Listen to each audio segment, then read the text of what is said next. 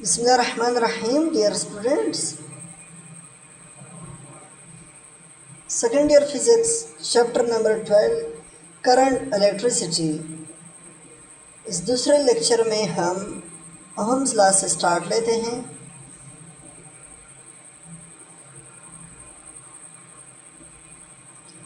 Ohm's law is the most important basic law of electricity. The relationship between the three fundamental electrical quantities, voltage, current, and resistance in a DC circuit was first discovered by German scientist Georg Siemens Ohm in 1826. When a voltage is applied to a circuit containing only resistive elements, current flows according to Ohm's law, which is I is equal to V divided by R. If a voltage V is applied across a conductor and current I flows through it, then according to Ohm's law, the magnitude of current in metal is proportional to the applied voltage as long as the temperature of conductor is kept constant.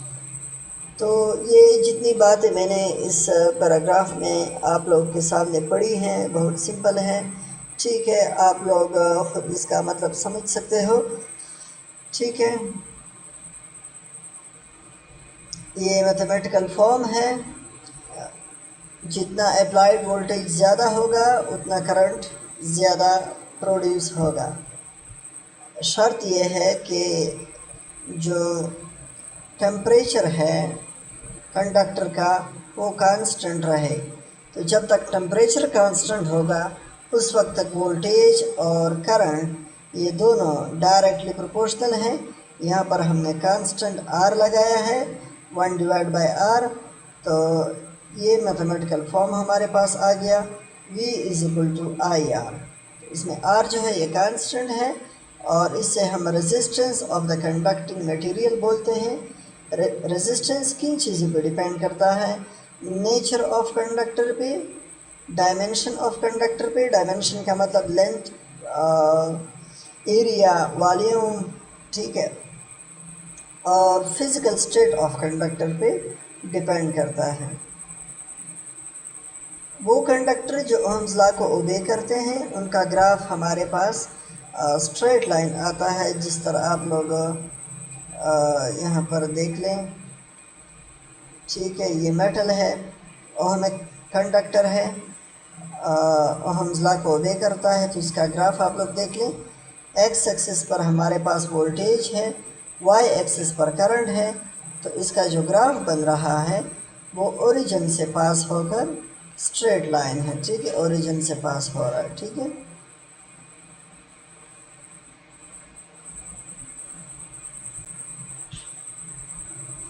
तो इस case में हमारे पास जो angle बन रहा है tangent theta वो I divide by V के बराबर है। I का मतलब करंट, V का मतलब वोल्टेज।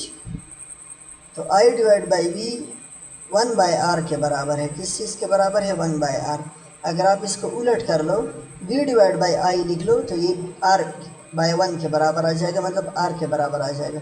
तो I बाई V हमारे पास 1 बाय R के बराबर है और इसका जो उलट है V बाई I वो हमारे पास R के बराबर है। R is constant, so the slope is constant for ohmic conductor. तो यहाँ पर आप लोग देख लें, जो स्लोप है वो कांस्टेंट है क्योंकि ये ओहमिक कंडक्टर है। और ओहमिक कंडक्टर के केस में जो टेम्परेचर होता है, जो रेजिस्टेंस होती है वो कांस्टेंट होती है। The ohm law is not valid for all conducting material. जितने भी कंडक्टिंग मटीरियल हैं उन सब पे ओहम्स लॉ अप्लाई नहीं होता। मतलब ये जो फिलामेंट बल्ब है ये तो कंडक्टिंग मटेरियल है, लेकिन ये ओहम्स लॉ को भी नहीं करता। तो नॉन ओहमिक मटेरियल वो मटेरियल होते हैं जिनका I वर्सेस V स्लोप जो होता है वो स्ट्रेट लाइन नहीं होता, वो कांस्टेंट नहीं होता। तो filament of electric bulb non ohmic conductor का एक एग्जांपल है। इस तरह थर्मिस्टर भी नॉन ओहमिक कंडक्टर है और सेमी कंडक्टर डायोड ये भी नॉन ओहमिक मटेरियल में आता है। ये तीनों आप लोग नोट कर लें। اور ان تینوں کا آپ لوگ جو گراف ہے وہ بھی دیکھ لیں. یہ فلامنٹ بلب کا گراف ہے. اس طرح یہ تھرمسٹر کا ہے. یہ نیچے آنے کی بجائے اوپر چلا گیا. اس طرح سیمی کنڈکٹر ڈائیوڈ کا بھی جو آئی ورسز وی سلوپ ہے وہ نیچے آنے کی بجائے اوپر چلا گیا ہے. تو فلامنٹ بلب کے کیس میں یہ نیچے کی طرف جا رہا ہے، جبکہ تھرمسٹر اور سیمی کنڈکٹر کے ڈائیوڈ میں یہ اوپر کی طرف گئے ہیں. ٹھیک ہے. ایگزامپل 12.2 یہ بھی آپ لوگ کر لیں. اس میں وولٹیج اور کرنٹ گیون ہے، جبکہ رزسٹنس جو ہے وہ آپ لوگوں نے فائنڈ کرنا ہے. رزسٹنس کا نوٹ کیا ہوگا؟ یہ وولٹیج ہے وولٹ اور یہ کرنٹ ہے ampere.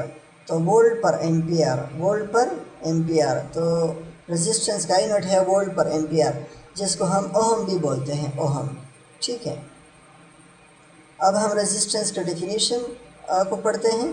Resistance is the opposition offered by a substance to the flow of free electron. Free electron جب کنڈکٹر کے اندر موشن کرتے ہیں تو اس دوران ان کو جو اپوزیشن پیش آتی ہے، جو مزاحمت پیش آتی ہے ایٹمز کی طرف سے یا دوسرے الیکٹرانز کی طرف سے، کولیشن کی وجہ سے، مالیکولز کے ساتھ کولیشن کی وجہ سے جو ڈسٹربنس ان اٹس موشن پیدا ہوتی ہے، اس کو ہم ریزسٹنس بولتے ہیں. ٹھیک ہے. This opposition occurs because atom and molecules of substance obstruct the flow of these electrons. یہ جو ریزسٹنس ہے اس کے پیدا ہونے کی جو وجہ ہے وہ یہ ہے کہ میٹل کے اندر جو ایٹمز اور مالیکیولز ہوتے ہیں یہ فری الیکٹرانز کے ساتھ کولیشن کرتے ہیں، اور اس کولیشن کی وجہ سے flow of free electron disturb ہوتی ہے، مطلب کرنٹ افیکٹ ہوتا ہے.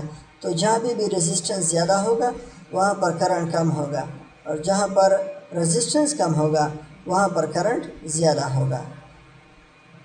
تو آپ لوگ دیکھ لیں سلور، کاپر، ایلومینیم یہ ایسے میٹلز ہیں جن کے اندر ریزسٹنس بہت کم ہوتی ہے.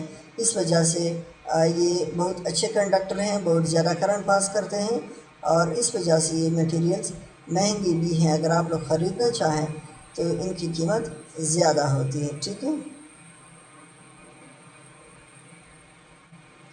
اس کے بعد S I unit of resistance is ohm, اور اومیگا سے ہم اس کو ریپرزینٹ کرتے ہیں. 1 اومیگا ریزسٹنس کس چیز کے برابر ہے؟ جب وولٹیج اپلائیڈ 1 وولٹ ہو اور کرنٹ کنڈکٹر کے اندر 1 ایمپیئر پاس ہو رہا ہو تو ہم کہیں گے کہ اس سرکٹ میں جو ریزسٹنس ہے وہ 1 اوہم کے برابر ہے. یہ بھی بہت زیادہ امپورٹنٹ ٹاپک ہے ایم سی کیوز کے حوالے سے. ریزسٹنس کن چیزوں پہ ڈیپینڈ کرتا ہے؟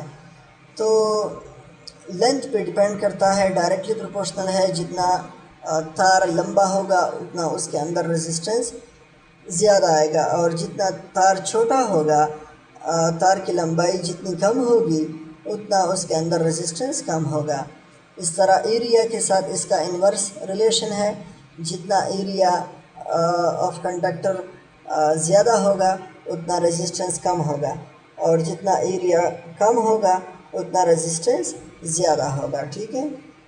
اس طرح ایریا میں ہمارے پاس جو ایریا کا فارمولا ہے سرکولر سبسٹانس میٹیریل کے لیے وہ ہے پائی آر اسکوائر، یا پائی بائی 4 ڈی اسکوائر، تو یا پائی ڈی اسکوائر بائی 4. تو یہ جو فارمولا ہے اس حساب سے ہم یہ بھی کہہ سکتے ہیں کہ R is inversely proportional to R square, small R square مطلب ریڈیس اسکوائر، یا R is inversely proportional to D square. ٹھیک ہے. تو یہ دو فارمولے بھی آپ لوگ نوٹ کریں کہ اگر آپ ایریا کو بڑھاؤ گے تو آر کم ہوگا، یا اگر آپ ریڈیس کو بڑھاؤ گے تو اسکوائر کے حساب سے آر کم ہوگا، یا اگر آپ ڈائیمیٹر کو بڑھاؤ گے تو اسکوائر کے حساب سے آر کم ہوگا. مطلب اگر آپ ڈائیمیٹر کو ڈبل کرتے ہو تو ریڈیس 4 گنا کم ہوگا، اگر آپ ریڈیس کو 2 گنا کم کرتے ہو تو ریڈیس 4 گنا بڑھے گا. ٹھیک ہے. تو یہ چیزیں نوٹ کر لیں.